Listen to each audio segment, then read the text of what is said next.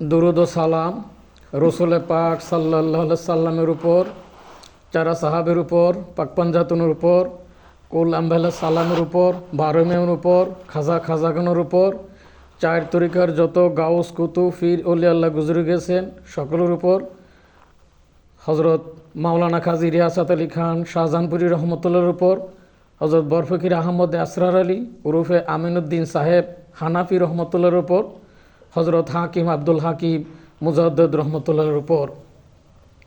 আসসালামু আলাইকুম। উপস্থিত আমার প্রিয় মুর্শিদ কেবলা এবং দূর দূরান্ত থেকে আগত পীর ভাইয়েরা, আলহামদুলিল্লাহ, আল্লাহ পাকের দরবার অগণিত শুকর। এই মহাপবিত্র রজনীতে আল্লাহ পাক আমাদেরকে উপস্থিত হওয়ার তৌফিক দান করেছেন। মুর্শিদ কেবলা উসিলায় রসুল পাক সাল্লাল্লাহু আলাইহি সাল্লামের তুফাইলে হজরত হাকিম আব্দুল হাকিম মুজাদ্দিদ রহমতুল্লাহ নেক নজরে আল্লাহ পাক যদি আমার জবান দিয়ে কিছু বলার তৌফিক দান করেন তাইলে আমি বলতে পারবো, আর আল্লাহ পাক যদি আপনাদেরকে শোনার তৌফিক দেন তাইলে আপনারা শুনতে পারবেন। তাই বিনয়ের সাথে বলছি, প্রত্যেকে যার যার মাকামে খেয়াল করে আলোচনাগুলো শোনার জন্য বিনীত অনুরোধ করছি। কারণ আল্লাহ পাক নিজেই বলেছেন, বিসমিল্লাহির রহমানির রহিম, ওয়াইজা কুরিয়াল কুরআনু ফাস্তামিউ লাহু আনসিতু লাআল্লাকুম তুরহামুন। আল্লাহ পাক বলেন, তোমাদের সামনে যখন কোরআনের আয়াত পড়া হয় তখন তোমরা চুপ থাকো এবং শুনো, যাতে করে তোমাদের উপর রহমত নাজিল হয়। এই জন্য ফয়েজ বরকত সাকিনাত পাওয়ার জন্য শর্ত হচ্ছে আল্লাহ পাকের প্রদত্ত শর্ত মাকামে খেয়াল রাখা। এই বিষয়ে আব্বা হুজুর মুর্শিদ কেবলায় প্রায় 42 বছর ধরে এই আলোচনা এইভাবেই বলছেন। সুইচ যদি অন করা না হয় তাইলে কিন্তু লাইট জ্বলবে না। তো যাই হোক, প্রত্যেকে মাকামে খেয়াল করে আলোচনা শোনার জন্য বিনীত অনুরোধ করছি। আজ মহাপবিত্র শবে বরাতের, শবে মেরাজের রজনী।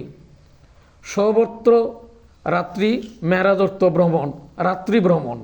এই রাত্রি ভ্রমণ 27শে রজব, এই রজনীতে মহান আল্লাহ পাক তার হাবিব ইমামুল মুরসালিন খাতামান নাবিন হজরত মোহাম্মদ মুস্তফা রসুল ইকরাম সাল্লাল্লাহু আলাইহি সাল্লামকে এই নিয়ামত, মহানিয়ামত দান করার জন্য আল্লাহ দাওয়াত করে এই রজনীতে আল্লাহ পাক আল্লাহর কাছে নিয়েছেন।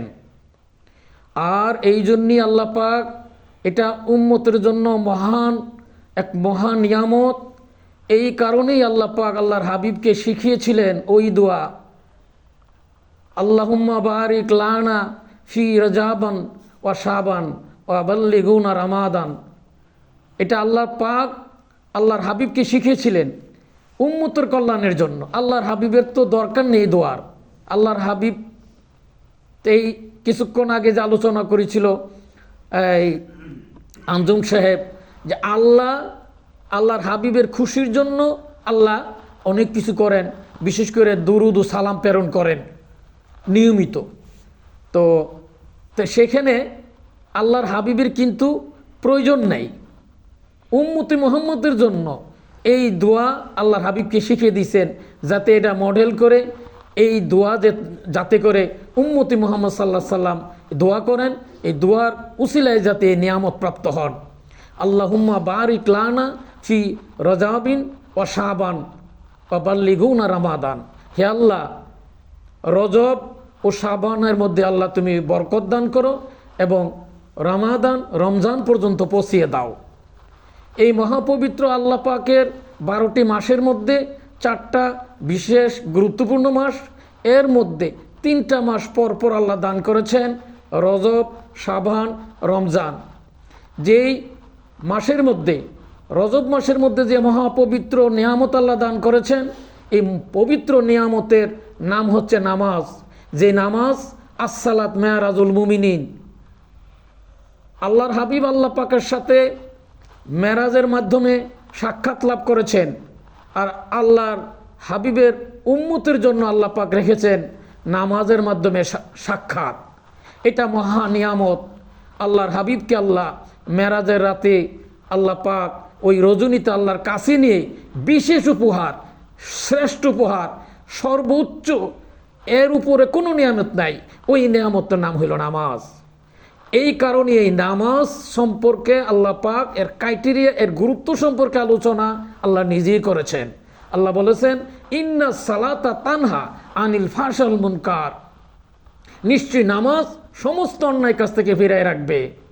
তো এই যে নামাজ সমস্ত অন্যায় কাছ থেকে ফিরায় রাখবে, এর সে পাওয়ারফুল ম্যাগনেট, এর চেয়ে পাওয়ারফুল শক্তি আর কিছুই আল্লাহ দেন নাই, যেটা নামাজের মধ্যে দিয়েছেন। একমাত্র নামাজ সমস্ত অন্যায় কাছ থেকে ফিরে রাখবে।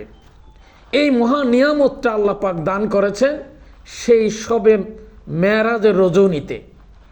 এখানে শর্ত হচ্ছে, এই নামাজ কায়েম করার জন্য জিকির এস্টাবলিশ করা লাগবে। কারণ আল্লাহ বলছেন, আলা জিক্রিল্লাহে আকবার, জিকির হলো সর্বশ্রেষ্ঠ। এই জন্য জ্ঞান অর্জন করার জন্য আল্লাহ বলেছেন সূরা হজের 46 নম্বর আয়াতে, আল্লাহ বলেন, তাদের যদি কলবসমূহ থাহিত, বাংলাটা বলতেছি, আফালাম ইয়াসিরু ফিল আরদি, আল্লাহ বলেন তারা কি জমিনে ভ্রমণ করে নাই? যদি তাদের কলবসমূহ থাকিত, তা দ্বারা তারা জ্ঞান আহরণ করিত, অর্জন করিত। তাহলে আল্লাহ কী দিয়ে জ্ঞান অর্জন করিতে বলেছেন? এই কথাগুলো কিন্তু আমাদের বুঝতে হবে। আমরা কিন্তু বুঝি না। অনেকে আছি আমরা দীর্ঘদিন তরিকতের কাজ করি, এই কোরআনের আয়াতের অর্থ সরাসরি আল্লাহ কী দিয়ে জ্ঞান অর্জন করতে বলছেন? কলব দিয়ে। কলব দিয়ে কেন বলছেন? কারণ এটার ব্যাখ্যা করতে যে আল্লাহ রসুল বলেন, আল এলমু ইলমান ফাল এলমুন সাবিতুন ফিল কালবি ফাযাকা হুজ্জাতুল্লিহি আলা ইবাদিহি। এলেমটাকে, জ্ঞানটাকে দুই অংশ বিভক্ত করা হয়েছে। জ্ঞান অর্জন করা ফরজ। কালা রাসূলুল্লাহি সাল্লাল্লাহু আলাইহি সাল্লাম কাল তালাবুল ইলমি ফারিদাতুন আলা কুল্লি মুসলিমিন আল মুসলিমাত, প্রত্যেক মুসলমান নরনারীর জন্য জ্ঞান অর্জন করা ফরজ। আর এই জ্ঞানটা দুই প্রকার, একটা জবানি এলেম আর একটা কলবি এলেম।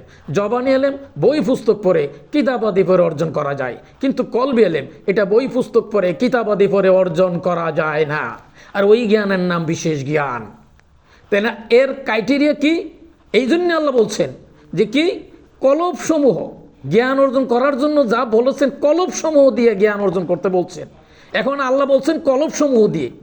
এখন আপনি যদি জবান দিয়ে জ্ঞান অর্জন করে, আপনারা ফেসবুক বা ইউটিউবে দেখছেন যে শেরপুর ময়মনসিংহের এক ইমাম সাহেব 40 বছর পর্যন্ত খ্রিস্টান ব্যক্তি কিন্তু ইমামতি করেছে।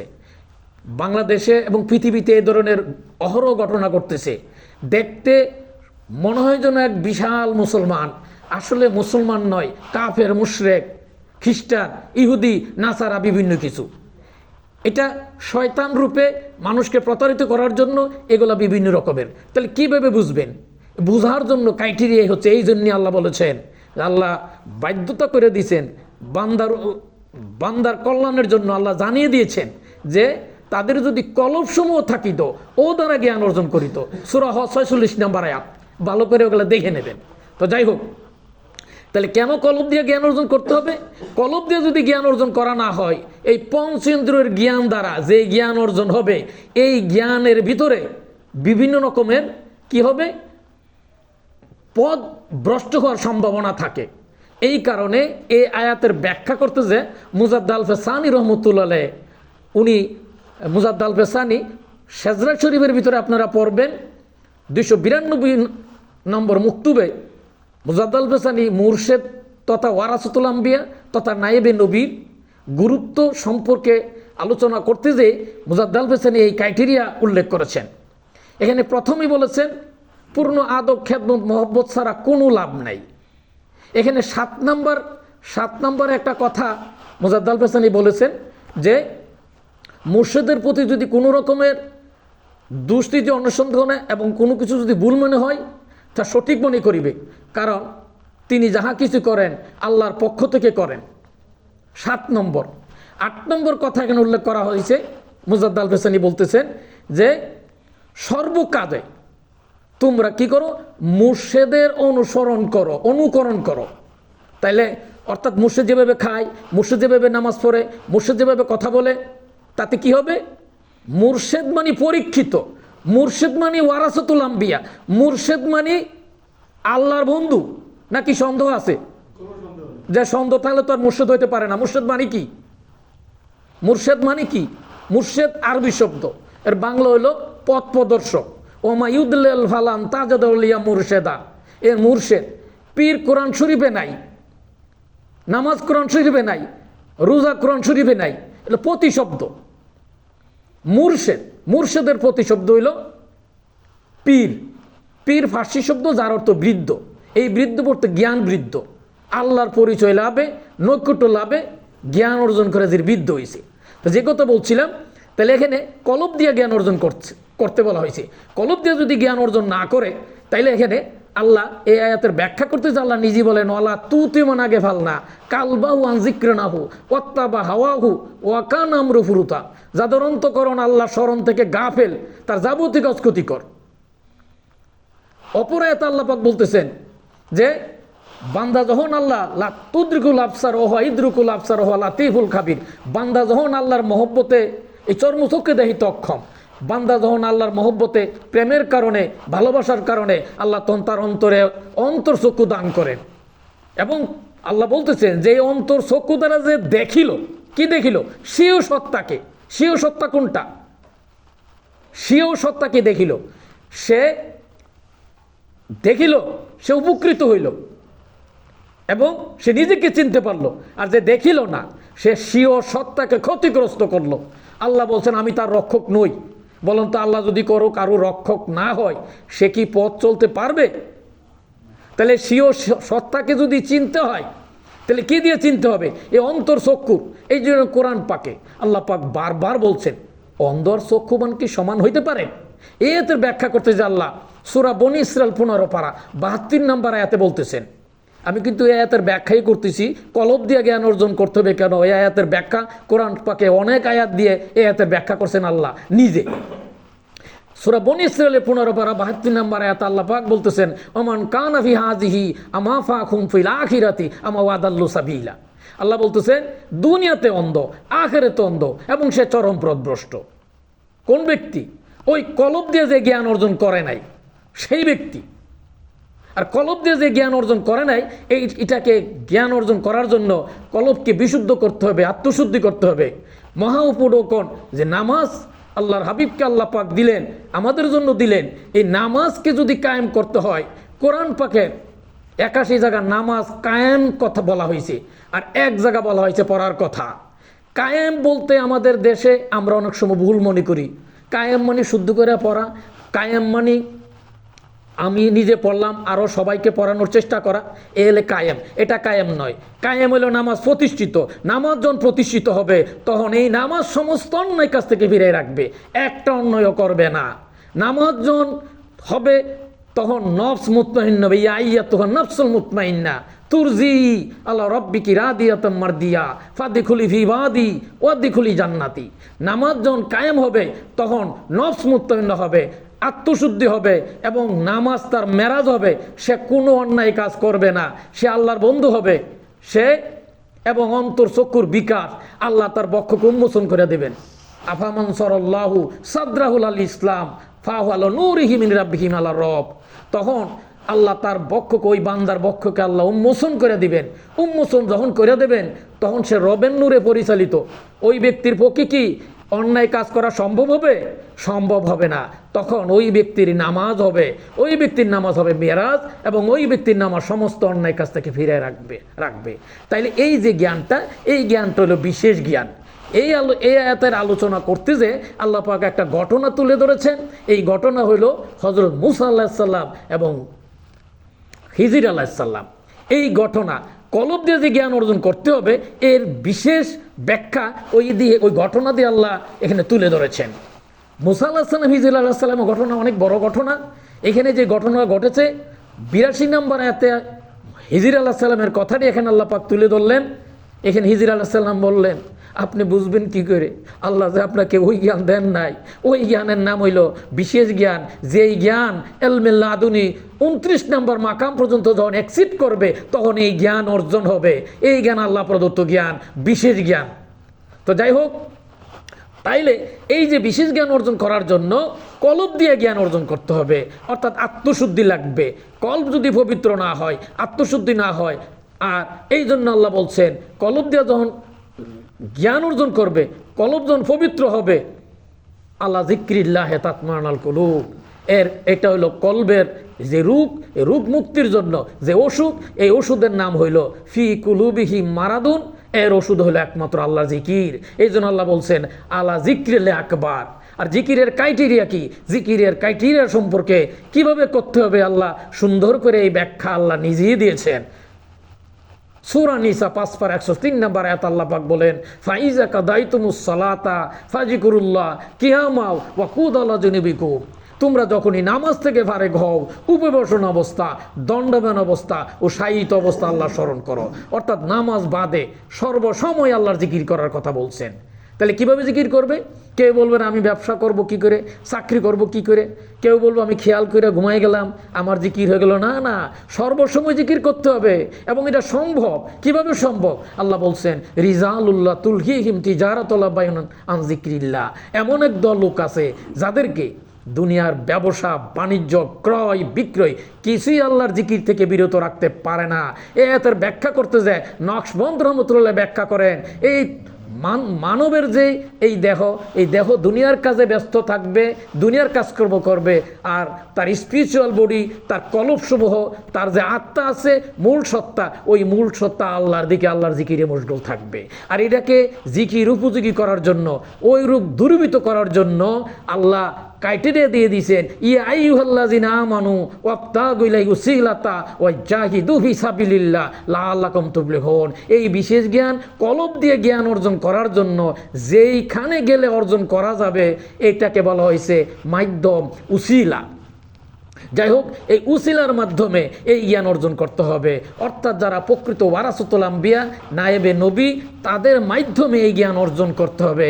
এদের ব্যাখ্যা করতে যে ইমাম গাজ্জালি রহমতুল্লাহ, যে ইমাম গাজ্জালি সম্পর্কে আপনারা ঘটনাটা শুনেছেন, তিনি যাকে হুজ্জাতুল ইসলাম বলা হয়, ইমাম গাজ্জালি রহমতুল্লাহ হাদিস ইন্ডিকেট করেন কালা রাসূলুল্লাহি সাল্লাল্লাহু আলাইহি সাল্লাম নাজরাতুল ইলাল আলিমান আহাব্বু ইলাইয়া মিন ইবাদাতি সানাতিন সিয়ামুহা ওয়া কিয়ামুহা। ইমাম গাজ্জালি হাদিসটি ইন্ডিকেট করেন আল্লাহ রসুল বলেন আমার কাছে এক মুহূর্তের জন্য একবার দৃষ্টি নিক্ষেপ করা আলেমের প্রতি 1 বছর নামাজ কিয়াম ইত্যাদি অপেক্ষা উত্তম। কেন?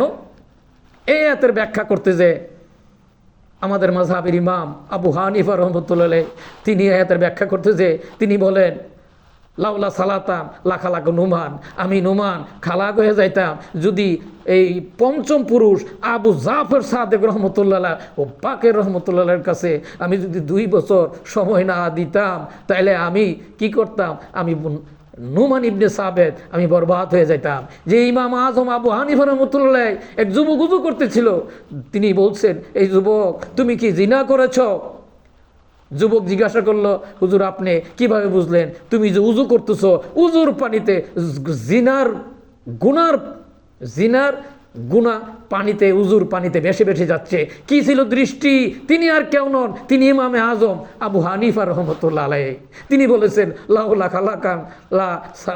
খালাকা নুমান, আমি নুমান যদি আমি 2 বছর সময় না দিতাম, সোহবত লাভ না করতাম, আমি বরবাদ হয়ে যাইতাম। আর এদের ব্যাখ্যা করতে যে মাওলানা জালালউদ্দিন রুমি নিজেই বলেছেন এক জমানে সোহবতে আউলিয়া বেহতরাজ সদ সলাত আতবেরিয়া। তিনি আরও বলেন যে আমি রুমি কামেল হতে পারি নাই, খুদ বেখুদ কামেল না শুধু মাওলানা রুমি তা গোলামে শামসুত তিবরিজি না শুধ। আমি রুমি কামেল হতে পারি নাই যত সময় পর্যন্ত শামসুত তিবরিজি গোলামি না খাটি, ততক্ষণ পর্যন্ত আমি বুঝতে পারি নাই। তাই তিনি খুব সুন্দর করে আরও বলেছেন যে গার্তু সঙ্গে খারে মর্মর ছবি চুব সাহেব দিল রসি গৌহর ছবি। তুমি যদি একজন আল্লাহওয়ালার কাছে সোহবত লাভ করতে পারো, তুমি যদি মর্মর কঠিন এবং মর্মর পাথর হও, ওই আল্লাহওয়ালার সোহবতের কারণে তুমি মহারত্নে পরিণত হবে। দেলা তাকে দড়ি কাহে মেজাজি কানি মানান দে তা ফলা খাকবাজি। তো যাই হোক, মাওলানা জালালউদ্দিন রুমি বিভিন্নভাবে মুর্শিদের গুরুত্ব সম্পর্কে ওয়ারাসাতুল আম্বিয়ার গুরুত্ব সম্পর্কে, ক্রাইটেরিয়া সম্পর্কে আরও বলেছেন কিভাবে শুকুরুকুন মর শাকে রারা বন্দাবার পেশ ঈশা মর্দা সুপায় আন্দাবার। তুরু শুকুরকারী আল্লাহর অলি, আল্লাহর বন্ধু, তাদের শুকুর এমনভাবে করো যেন তুমি তার কাছে মরা লাশের মতন হয়ে যাও। মরা লাশ দৌতকারীর কাছে যেমন তেমন। বায়াত মানি বিক্রি হয়। ইন্নাল্লাযীনা ইউবাইউনাকা ইয়াদুল্লাহি ফাওকা আইদিহিম। তো এই কারণে তারা কারা, আলা ইন্না আউলিয়াল্লাহি লা খাউফুন আলাইহিম ওয়া লা হুম ইয়াহজানুন, তাদের কোনো ভয় নেই, কোনো ভীতি নেই, কোনো সংকোচ নেই, দুনিয়াতে নেই, আখিরাতে নেই। কাজী জ্ঞান অর্জন করার জন্য আল্লাহ যে বলেছেন, তোমরা কলবসমূহ দিয়া যদি তোমাদের কলবসমূহ থাকিত তোমরা তা দিয়ে জ্ঞান অর্জন করি যে, অথবা তোমাদের যদি কান থাকিত ওই কান দিয়া তোমরা শ্রবণ করিতে। আসলে তোমাদের চক্ষু অন্ধ হয় নাই বটে, তোমাদের বক্ষের ভিতরে যে কলব আছে ইহা অন্ধ। আর তাদেরকে আল্লাহ বলেছেন সূরা আরাফ 179 নম্বর আয়াতে বললেন, ওয়ালাকাদ জারানা লি জাহান্নামা কাসীরাম মিনাল জিন্নি ওয়াল ইনসি। আল্লাহ বলেন, আমি অধিকাংশ মানুষ এবং জিনকে সৃষ্টি করেছি দুজহের জন্য। তার অন্তর এমন, অন্তর দ্বারাতে দেখে না, তার কান এমন, ওই কান দ্বারা তারা শুনে না। তারা কারা? তারা ওয়াউলাই কানা নাম। আল্লাহ বলেন তারা হলো চতুষ্পদ জানোয়ার, বরং তার সাথে নিকৃষ্ট। এর থেকে জ্ঞান অর্জন করার জন্য, আত্মশুদ্ধি করার জন্য ওয়ারাসাতুল আম্বিয়া তথা মুর্শেদের কোনো বিকল্প নেই। এই জন্য দাদা হুজুর হযরত হাকিম আব্দুল হাকিম মুজাদ্দিদ রহমতুল্লাহ বলতেন, বিদ্যা শিখিলে জ্ঞানী নাই হয়, জ্ঞান পৃথক জিনিস, আল্লাহ যারে দেয় এই জ্ঞান সম্পূর্ণ পৃথক, কি আলাদা। এই জন্য আকীদা বিশুদ্ধ। এই জন্য এখানে মুজাদ্দিদ আল ফেসানি রহমতুল্লাহ যে কথাগুলো বলছেন, যদি মুজাদ্দিদ আল ফেসানি রহমতুল্লাহ সেজরা শরীফে এখানে 18টা কথা উল্লেখ করা হয়েছে, এর যদি কিছু কথা আলোচনা করতে যায়, এক একটা কথা, প্রত্যেকটা কথা কোরআনের আয়াতের আলোকে। আপনারা এটা মনে করবেন না এখানে বাংলাতে লিখে দিছে, এগুলা প্রত্যেকটা কথা কোরআনের আয়াত, প্রত্যেকটা কথা কোরআনের আয়াতের আলোকে। কারণ আল্লাহর নৈকট্য লাভের জন্য এর কোনো বিকল্প নেই। এখন আমাদের দেশে আমাদের সবচেয়ে বড় সমস্যা, আমল যদি একটু কম বেশি হয় আল্লাহ ক্ষমা করে দিতে পারেন, কিন্তু আকীদার মধ্যে যদি কোনো রকমের ত্রুটি হয়, যত বড় ইবাদত বন্দেগী হোক না কেন, যত বড় দর্শনই হোক না কেন, মাকাম যেখানেই থাকুক না কেন, কল্প থেকে আজকে হুক পর্যন্ত মাকাম থাকুক, কোনো লাভ নেই। যে কোনো সময় এই রুজ্জু ছিঁড়ে যেতে পারে, কারণ আকীদা বিশুদ্ধ না থাকার কারণে রুজ্জু ঠিকভাবে থাকা সম্ভব না, এমনকি যে কোনোভাবে। কাজী প্রকৃতপক্ষে রুজ্জুকে, এই জন্য আল্লাহ বলছেন ওয়াতাসিমু বিহাবলিল্লাহি জামিয়াও, তোমরা এই রুজ্জুটাকে, এই রশিটাকে শক্ত করে ধরে রাখো। এইটা হইল আল্লাহ ওয়ালাদের সাথে, ওয়ারাসাতুল আম্বিয়ার সাথে, নায়েবের নবীর সাথে এমনভাবে রুজ্জুকে ধরে রাখতে হবে, কারণ এই চ্যালেঞ্জটা সরাসরি মুর্শেদ রসুল আল্লাহ এর মাধ্যম, এর কোনো বিকল্প নাই। এই জন্য যুগে যুগে নবী রাসূল তাবে মুস্তাহিদকে আল্লাহ পাঠাচ্ছে, এবং প্রতি শতাব্দীতে এক বা একাধিক সংস্কারক মুজাদ্দিদ আমরা সহজে পাই। এই জন্য এটা গুরুত্ব দিতে বুঝি না। 40 বছর 60 বছর কঠোর সাধনা, কঠোর টাকা পয়সা খরচ করে যদি আমরা এই জ্ঞানগুলো পাইতাম তাইলে আমরা বুঝতাম। এই জন্য মুজাদ্দিদ আল ফেসানি রহমতুল্লাহ বলেন, কারামত বলতে কি বুঝো? পানির উপর দিয়ে কুটো, খড় কুটো ভেসে যায়, এই তো নদীর স্রোত ভেসে যায়, কচুরি পানাও ভেসে যায়। কিন্তু সবচেয়ে বড় কারামত হচ্ছে কোনো মরা মানুষকে যদি কোনো ব্যক্তি জিন্দা করতে পারে, বলেন তো এর চেয়ে বড় কারামত আর আছে কি নাই? মরা মানুষকে যে জিন্দা করতে পারে, এর চেয়ে বড় কারামত কি আর আছে? এটা সবচেয়ে বড় কারামত। আর আরেকটা সবচেয়ে বড় কারামত হচ্ছে চরিত্র সংশোধন। বা অনেক কিছুই করলাম, চরিত্র সংশোধন হয় নাই, তাইলে এটা কি ধরনের চরিত্র সংশোধন? এটাও সবচেয়ে বড় কারামত। 3 নম্বর হচ্ছে আকীদা বিশুদ্ধ, আকীদা প্রথম। আকিদা বিশুদ্ধ, বিশুদ্ধ আকিদা, এটা আল্লাহ পাকের মহা দয়া ও করুণা। আজ মহাপবিত্র এই রজবের রজনী, এই রজব মাস, এটা আল্লাহর মহা গুরুত্বপূর্ণ এক নিয়ামত। যে নিয়ামত দান করছেন আসসালাত মেরাজুল মুমিনিন, যেই নামাজ দান করলেন, এটা আল্লাহ পাকের দরবারে বিশাল উপহার। এই জন্য এই নামাজ, এই আয়াতের ইন্না সালাতা তানহা আনিল ফাহশিল মুনকার, এই আয়াতের ব্যাখ্যা করতে যে 770 পৃষ্ঠা মা'রিফাতুল কুরআন, আল্লামা শফি রহমতুল্লাহ এই আয়াতের ব্যাখ্যা করেন। সাহাবা কেরাম, ইবনে মাসউদ রাদিয়াল্লাহু এবং অন্যান্য সাহাবা কেরামরা এই আয়াতের ব্যাখ্যা করেন। নামাজ অশ্লীল অন্যায় অপকর্ম থেকে ফিরে থাকার নামই নামাজ। স্বয়ং রাসূল পাক সাল্লাল্লাহু আলাইহি সাল্লাম এই নামাজ দিয়ে ব্যাখ্যা করেন, অন্যায় অপকর্ম অশ্লীলতা থেকে যে ফিরে থাকলো না, এই নামাজ তার কিছুই নয়, বরং এই নামাজ আল্লাহ থেকে তাকে আরো দূরে সরাইয়া দেয়। এই আয়াতের ব্যাখ্যা করতে যে হাদিস কুদসিতে আল্লাহ পাক নিজেই বলেন, ফেরেশতারা যখন নামাজ আল্লাহ পাকের দরবারে নিয়ে যান, আল্লাহ পাক সিরা পুটলিন নাই তার মুখে ছুঁড়ে মারেন, এই নামাজ আমার দরবারে না, এই নামাজ আমি পড়তে বলি নাই। যে নামাজ আসসালাত মেরাজুল মুমিনিন, যেই নামাজ সমস্ত অন্যায় কাছ থেকে ফিরে রাখবে, ওই নামাজ। এই জন্য অপর আরেকটা সূরা নাজিল হয়েছে, ফাওয়াইলুল লিল মুসাল্লিন, তাদের রুকু সেজদা কষ্ট ছাড়া আর কিছুই নসিব হয় নাই। তো যাই হোক, এই মহাপবিত্র এই রজনীতে আল্লাহ পাক এই নামাজ বিশেষ উপহার দান করেছেন। মুসলমান এবং কাফেরের মধ্যে পার্থক্য হচ্ছে নামাজ। আর এই নামাজকে সহি করার জন্য জিকির এস্টাবলিশ করা লাগবে, আর জিকির এস্টাবলিশ করার জন্য নামাজ কায়েম লাগবে, নামাজ জিকির, আর মাঝখানে সমন্বয়কারী দুরুদ। যে দুরুদ সম্পর্কে আল্লাহ পাক নিজেই বলেছেন যে আল্লাহ বলেন, আমি আমার ফেরেশতারা আমার হাবিবের জন্য দুরুদ ও সালাম প্রেরণ করি। এই আয়াত যখন নাজিল হয়েছিল, সাহাবা কেরাম রাদিয়াল্লাহু তাআলা আনহু, এই আয়াত যখন নাজিল হয়েছিল, নাজিল হওয়ার সাথে সাথে সাহাবা কেরামরা দাঁড়িয়ে রাসূল পাক সাল্লাল্লাহু আলাইহি সাল্লামকে সালাম দিয়েছিলেন। যার কারণে আমরা মিলাদ পড়তে যাই কিন্তু দাঁড়িয়ে কিয়াম করি। এটা কিন্তু কোরআন হাদিসের আর হাদিসেই সরাসরি সাহাবা কেরামরা স্বয়ং ওই আয়াত নাজিল হওয়ার পর শোনার সাথে সাথে রাসূল পাক সাল্লাল্লাহু আলাইহি সাল্লামকে দাঁড়িয়ে সালাম দিয়েছিলেন। স্বয়ং আল্লাহ যেখানে বলছেন, আমি আমার ফেরেশতারা কি করি, দুরুদ ও সালাম পাঠাই, তোমরাও পড়ো। এই দুরুদ হলো সমন্বয়কারী। দুরুদ ব্যতীত দোয়া কবুল হয় না, দুরুদ ব্যতীত আল্লাহর নৈকট্য অবসর, দুরুদ ব্যতীত আত্মশুদ্ধি অসম্ভব। এই যার কারণে এখানে দেখবেন সাজদা শরীফে বলা হয়েছে, আপনারা যখনই সময় পান তখনই অগণিতবার আপনারা দুরুদ শরীফ পড়তে পারেন। আমার মুর্শিদ কালম আজকে বলেছেন, গভীর রজনীতে যখনই সময় পান দুরুদ শরীফ পড়বেন। দুরুদ শরীফ পড়ার মাধ্যমে পৃথিবীর ইতিহাস সাক্ষী দিচ্ছে, যারা দুরুদ শরীফ পড়ে তাদের জন্য আগুন হারাম হয়ে যায়। ইতিহাস আপনারা জানেন, রাসূল পাক সাল্লাল্লাহু আলাইহি সাল্লামের এক সময় এক মাছকে কিন্তু দুরুদ পড়ার কারণে ওই মাছ কিন্তু সিদ্ধ হয় নাই।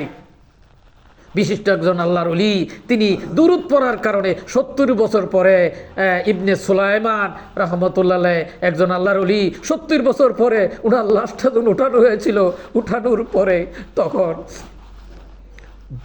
ওনার ব্লাড সার্কুলেশন অনেক সব কিছু ঠিক আছে। তখন গবেষণা করে বিজ্ঞানীরা দেখলো যে সবই ঠিক আছে। পরবর্তীতে খোঁজখবর নিয়ে জানা গেল উনি অধিক পরিমাণে দুরূদ শরীফ পড়তেন। আরও ঘটনা আছে, আমি সংক্ষেপে বললাম। এই দুরূদ পড়ার কারণে আল্লাহ পাক ওনার এই বডিটাকে পচন থেকে মুক্ত করে দিলেন। যেই বডি, যেই শরীর দুরূদ শরীফ পড়বে, দুরূদ পড়ার কারণে আল্লাহ পাক ওই বান্দার উচ্চ মর্যাদা দান করেন, আল্লাহ দোয়া কবুল করেন। দুরূদের গুরুত্ব অপরিসীম।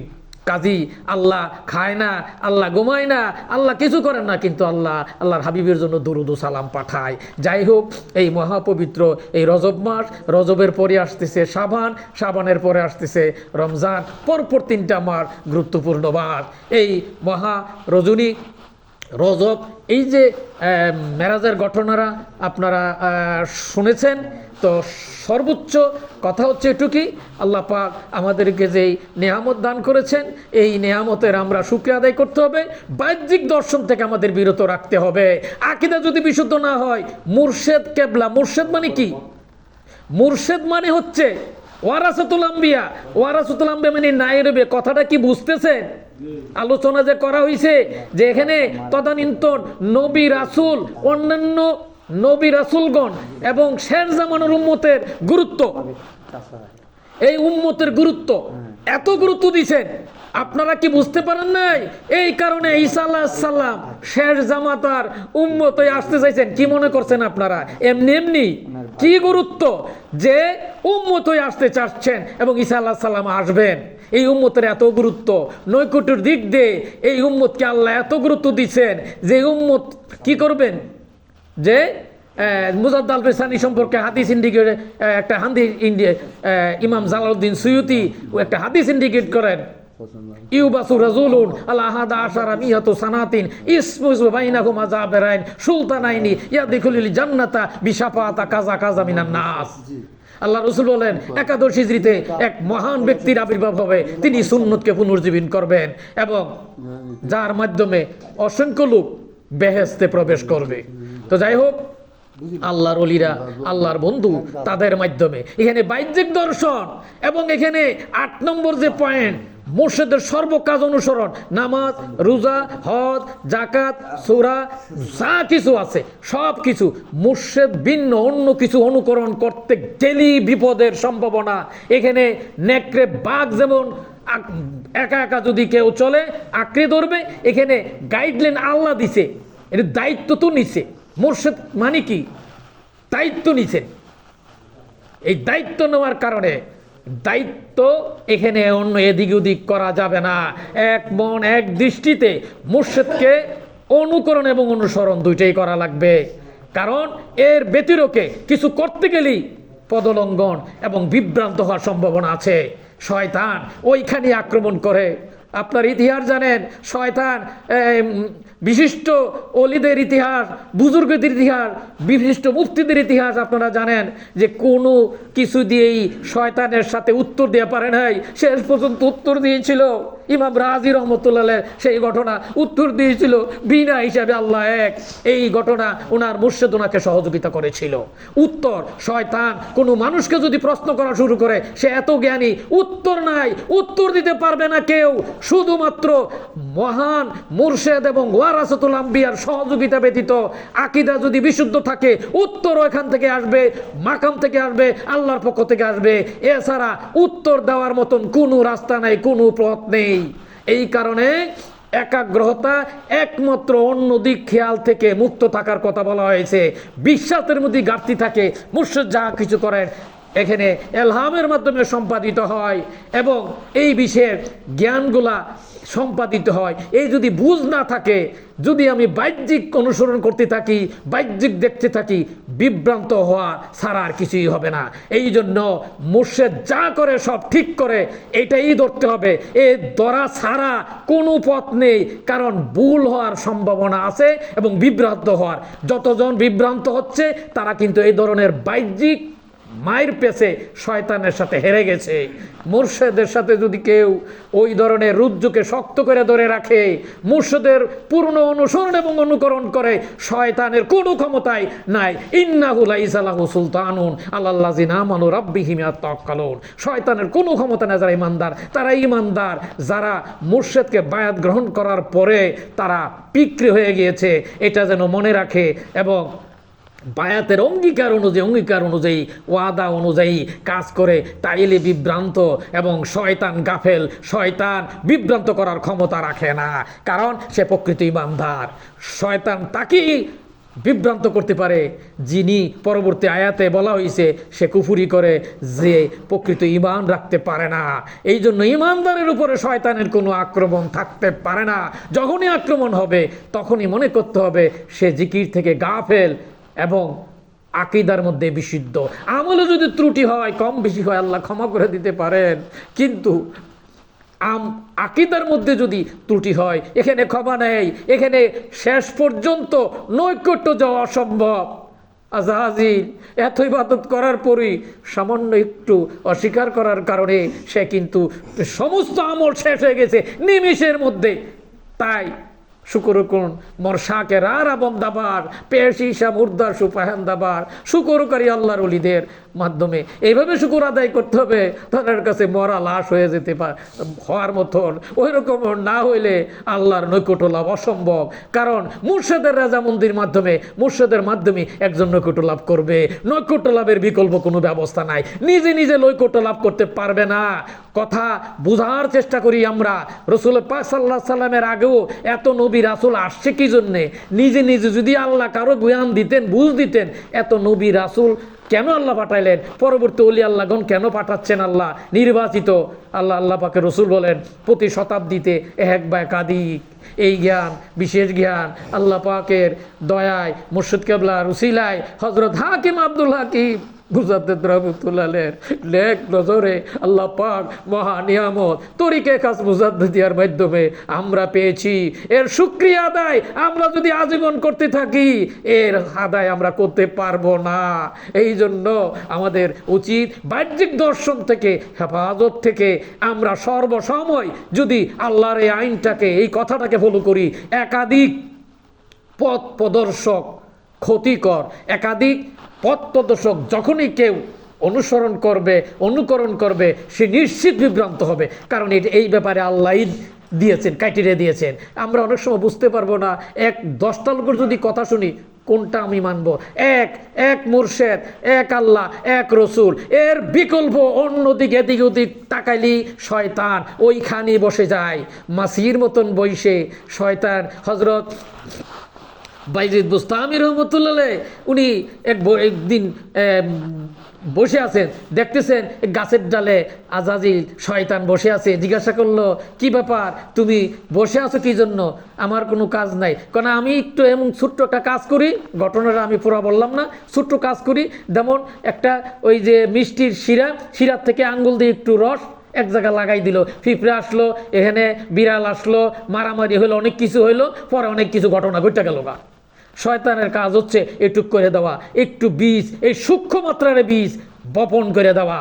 এই সূক্ষ্ম বীজ বপন করার সুযোগ হলো আকীদা যদি বিশুদ্ধ না হয়, বাহ্যিক দর্শন। এই জন্য বাহ্যিক দর্শন বিভ্রান্ত করে। কারণ মুর্শেদের মাধ্যমে যা কিছু হয় সব কিছুই সঠিক। মুজাদ্দেদ আল বেসানি রহমতুল্লাহ বিভিন্নভাবে আমরা মুখে মুখে অনেক সময় বলার চেষ্টা করি, কিন্তু আমরা মানতে পারি না। আমাদের এটা আমরা যে মহামূল্যবান রত্ন, মহামূল্যবান নিয়ামত প্রাপ্ত হয়েছি, এর শুকরিয়া আল্লাহ পাক যেন আমাদেরকে আদায় করার তৌফিক দান করেন।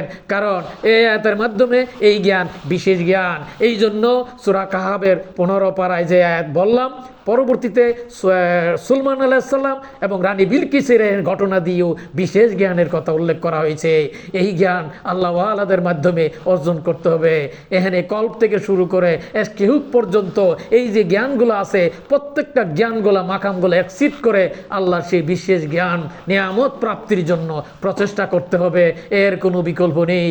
এই জন্য এই লাইনে যারা পারদর্শী তাদেরকে আমরা পীর বা মুর্শিদ বলে থাকি, যার মাধ্যমে আল্লাহ অন্তর চক্ষুর বিকাশ ঘটায় দেন। এই জন্য আল্লাহ রসুল বলেন, কালা রসুলুল্লাহি সাল্লাল্লাহু আলাইহি সাল্লাম কাল আত্তাকু ফারাসাতুল মুমিনিনা ফাইন্নাহু লা ইয়ানজুরু বিনুরিল্লাহ। তোমরা তাদের অন্তর্দৃষ্টিকে ভয় করো, কারণ তোমরা যেভাবে দেখো তারা ওইভাবে দেখে না। তারা কি দিয়ে দেখে? ইয়ানজুরু বিনুরিল্লাহ, আল্লাহর দেওয়া নূরের চোখ দিয়া দেখে। ওমা আলাইনা ইল্লাল বালাগ। আমি আমার মুর্শিদ কেবলার কাছে সকলের পক্ষে ক্ষমা প্রার্থনা করছি। ওমা আলাইনাল বালাগ। আসসালামু আলাইকুম।